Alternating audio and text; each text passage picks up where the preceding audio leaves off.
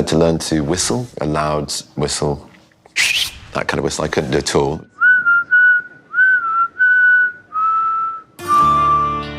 Hello, I'm Benedict Cumberbatch and I play Phil Burbank in The Power of the Dog, and I'm going to take you through how I prepared. This is training day.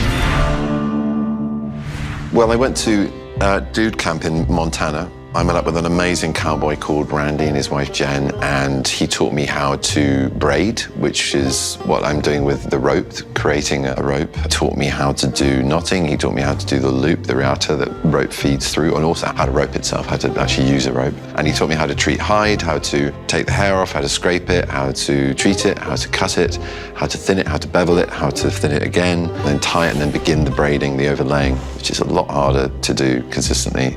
It's machine work, and it's done by hand, and it's a beautiful art, and he's like one of the masters. There was a lot I learned from him, and also the experiences I had on 2 ranches.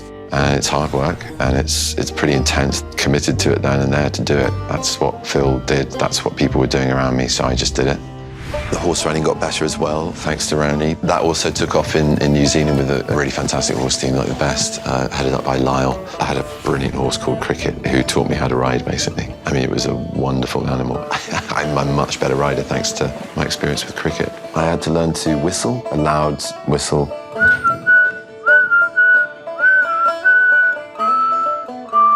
That kind of whistle I couldn't do at all, not very good then. One-hand cigarette rolling. I made the little chair that you see in the film. I made a replica of that, which wasn't as good as our ones. When I made a horseshoe, I did some ironmongery. And the banjo. The banjo is the real undoing, because as anyone who's played a musical instrument in a film, having never played one before that point, will tell you, you can authenticate the experience as much as you like, but when you are given an instrument that you've had months to play, that the character's had an entire lifetime to master, it's just so debilitating. You can hear your mistakes and your inabilities. But I still play. I love it.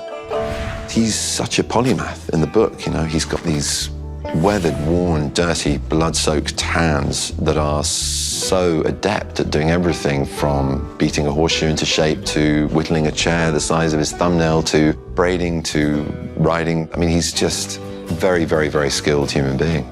So it was important to encompass a lot of that, or at least experience some of it. Not master any of it, but, you know, just to try.